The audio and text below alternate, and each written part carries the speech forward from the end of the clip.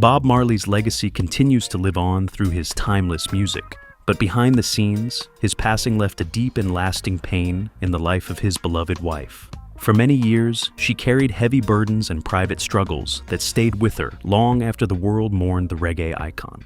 In this video, we reveal the emotional and untold story of how Bob Marley's widow finally opens up about the heartbreak that followed his death. But before we dive into those powerful revelations, let's take a closer look at the life of the woman who stood beside him. Rita Marley, born Alfreda Constantia Anderson on July 25, 1946, in Santiago de Cuba, had a childhood filled with both struggles and strength before rising to fame as a music legend. When she was just 3 months old, her parents Leroy Anderson and Cynthia Beta Jarrett moved to Kingston, Jamaica. This move played a big role in shaping her early life and identity, especially through the culture and music of Kingston. Not long after the family settled in Kingston, her parents separated. Rita and her brother Wesley were raised by their Aunt Viola in Trenchtown, a lively but poor neighborhood known for its rich music scene and tough living conditions. Her other brother Donovan was raised separately by their mother. Despite being separated from her mother, Rita found comfort and support in her extended family. Her father, who played the saxophone, and her aunt, who loved to sing, helped spark Rita's passion for music. From a young age, she was encouraged to sing in harmony, and these moments helped her fall in love with music. These early musical experiences would later become the foundation for her career. For Rita, music was more than just fun. It gave her strength and peace.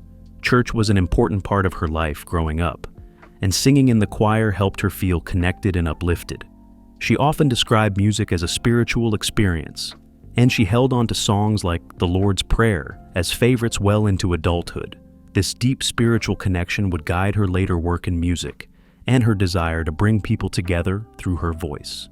Even with the difficulties of her surroundings, living in Trenchtown exposed Rita to the heartbeat of what would become reggae music. Her musical journey began with the Solettes, an all-female group she formed with her cousin Constantine Dreamwalker and her friend Marlene Precious Gifford. They released songs like Time for Everything and Turn, Turn, Turn in 1966, and even shared the stage with famous artists like The Four Tops and Johnny Nash. These early steps gave Rita a glimpse of the wider music world.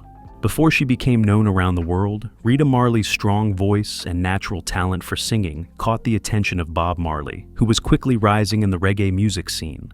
The Wailers, Bob Marley, Peter Tosh, and Bunny Wailer were creating a powerful new sound that blended ska and rocksteady with meaningful messages based on Rastafarian beliefs.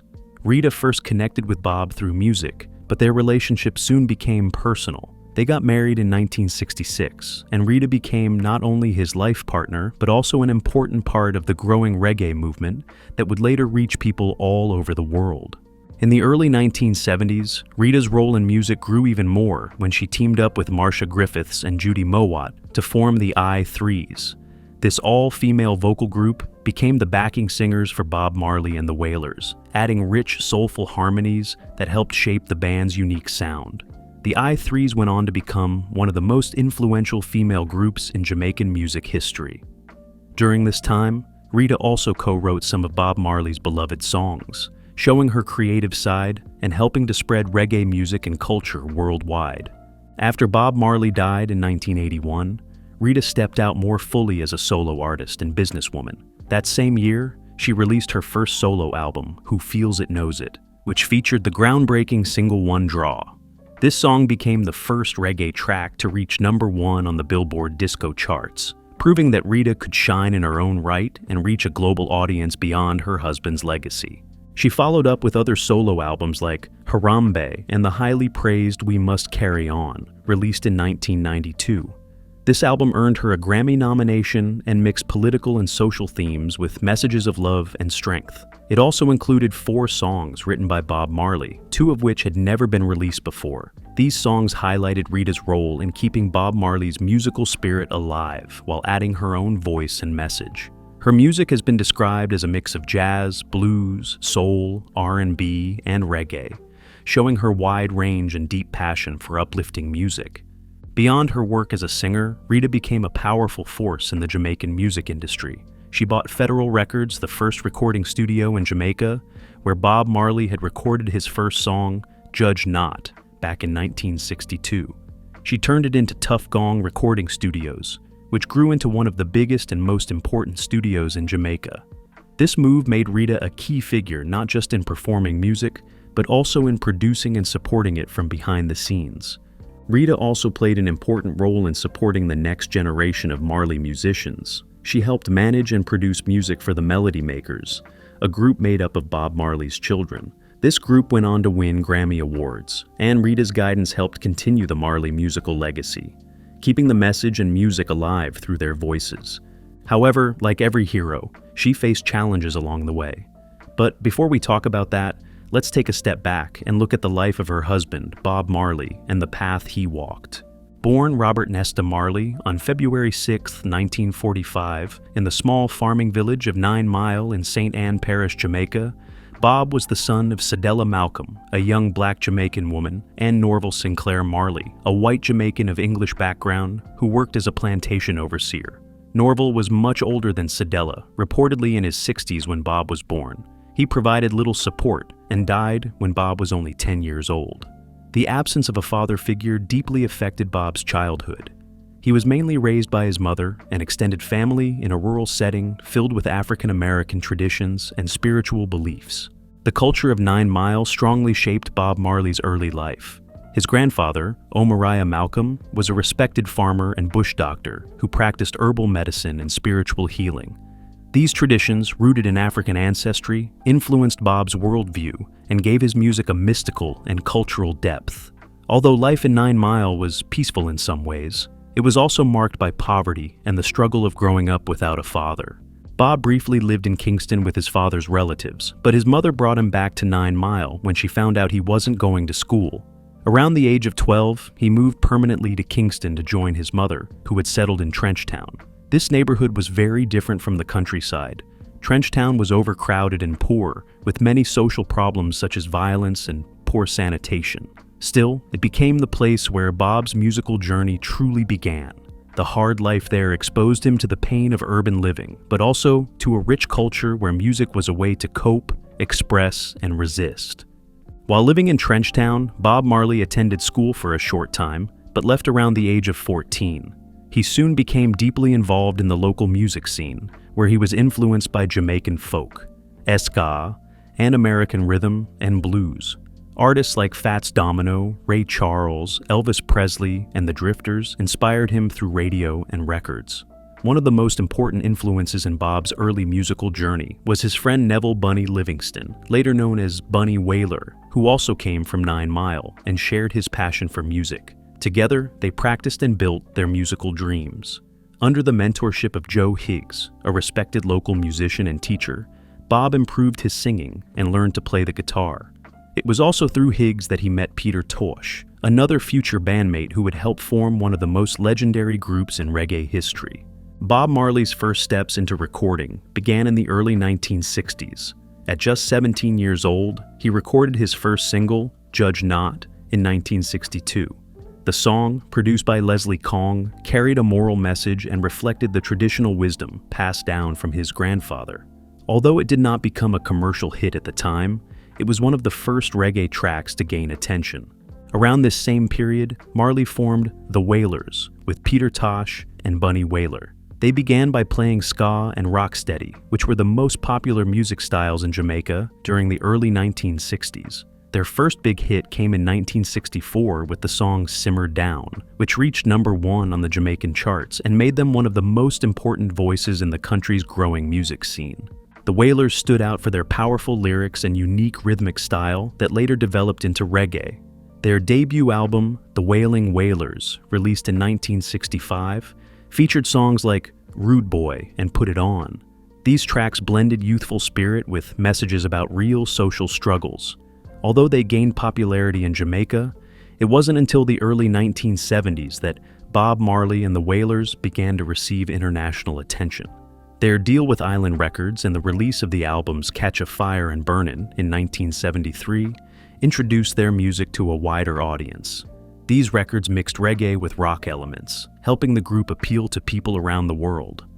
After the original Wailers disbanded in 1974, Bob Marley continued to perform under the name Bob Marley and the Wailers.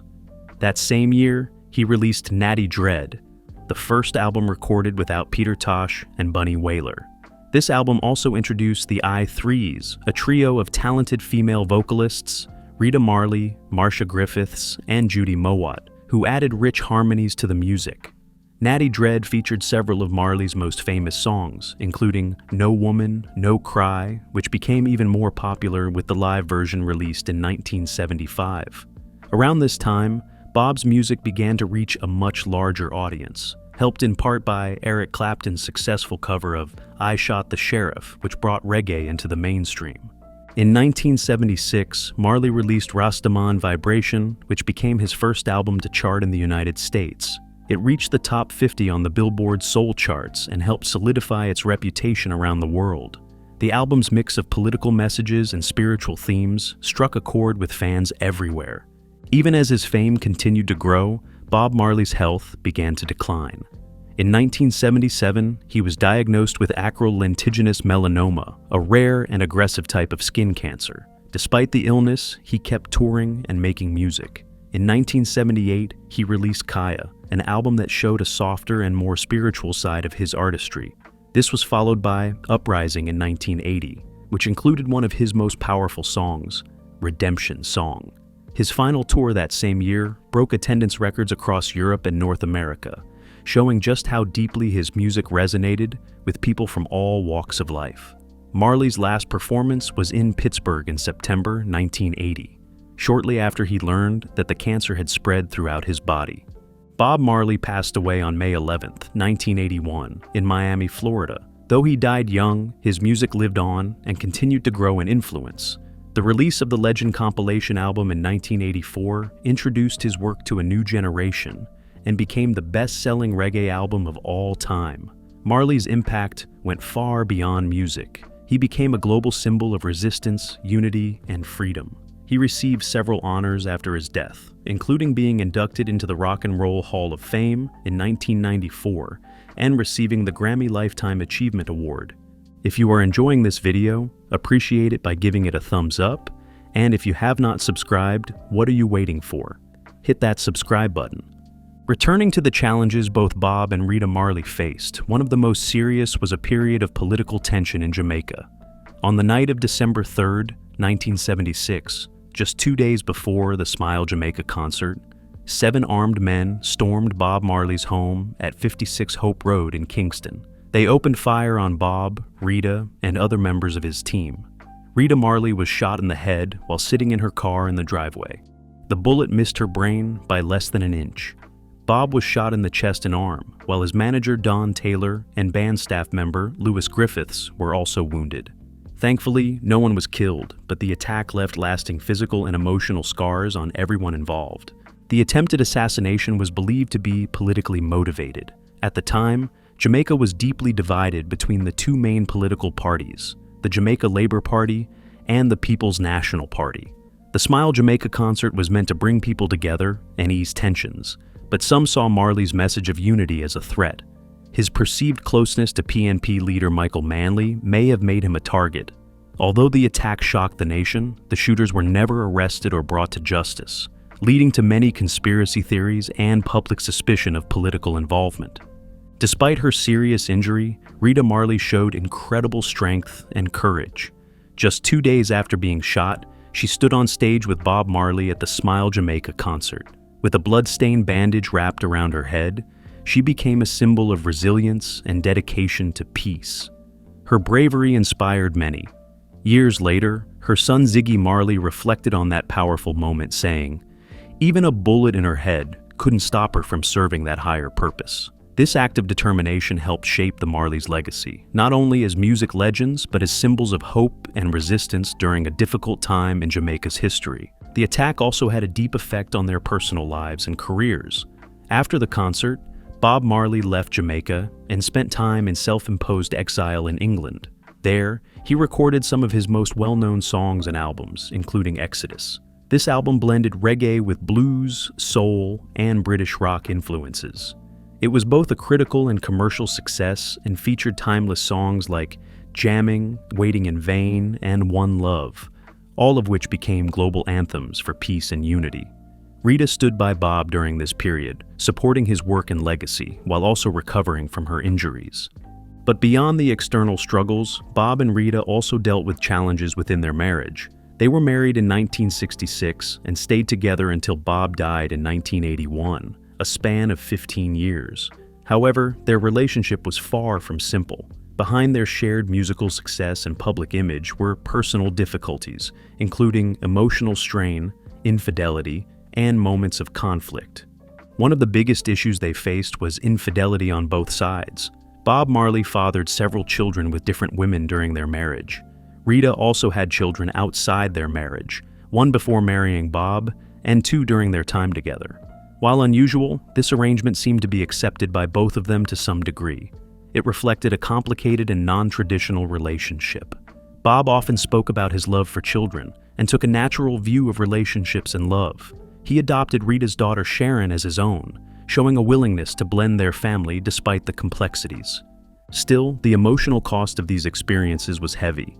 In her memoirs and interviews, Rita Marley shared how Bob Marley's affairs and growing fame made her feel distant and unimportant in his life. As his career demanded more time and energy, she often felt emotionally neglected.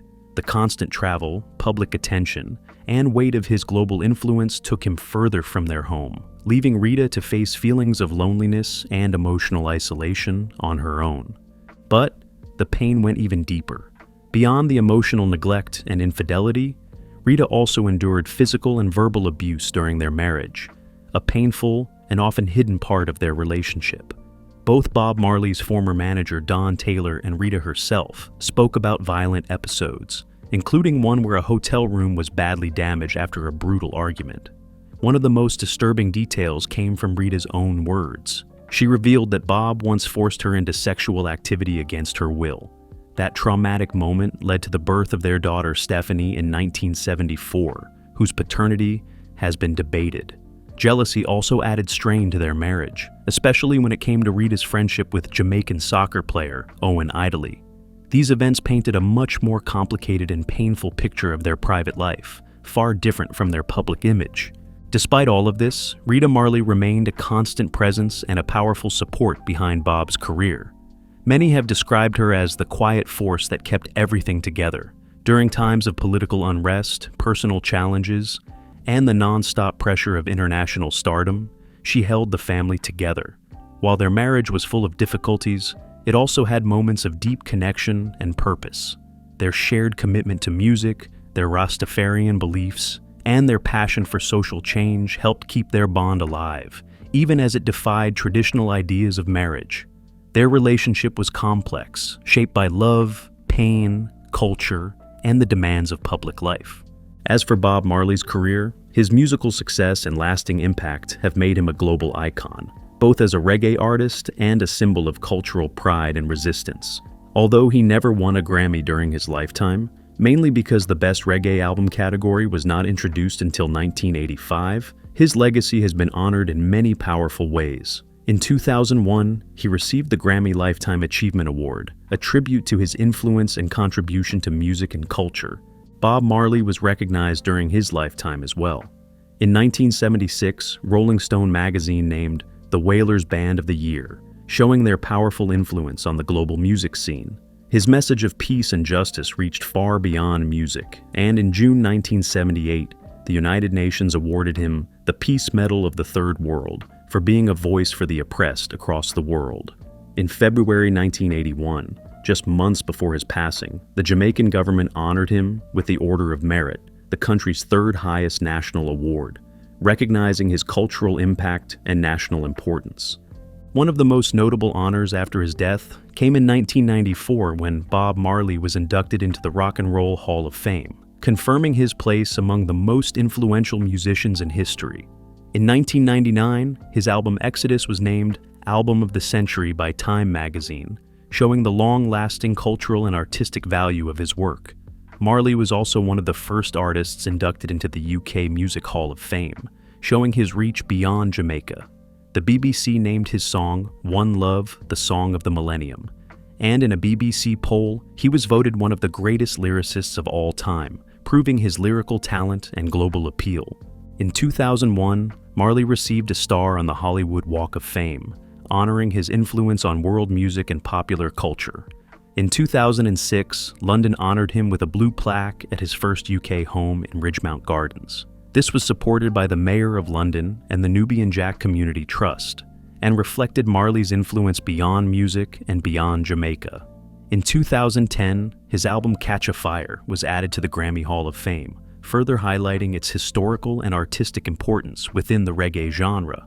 More recently, Marley's legacy continues to be celebrated with new awards and tributes. In 2022, he was inducted into the Black Music and Entertainment Walk of Fame, a modern recognition of his powerful role in the history of black music.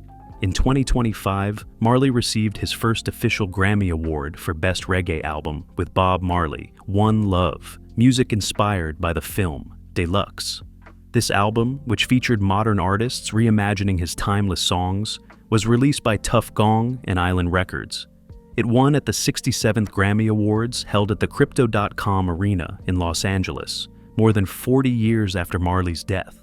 The album also reached number 10 on the Billboard Reggae Albums chart, proving that his music still connects with new generations. Even though Bob Marley achieved great success during his lifetime, his death in 1981 led to serious legal battles. These involved his widow, Rita Marley, his children, former business partners, and record labels. One major reason for the conflict was that Bob Marley did not leave a will. At the time of his death, his estate was valued at about $30 million. Without a clear plan for who should manage or inherit his property, many disagreements broke out over who had the right to his music, who would receive royalty payments, and who owned the substance of his creative work. Right after Bob Marley passed away, the Jamaican courts put a company called Mutual Security Merchant Bank and Trust Company Limited in charge of managing the estate. But this decision quickly led to problems. Rita Marley and Bob's children strongly disagreed with some of the choices made by the estate managers.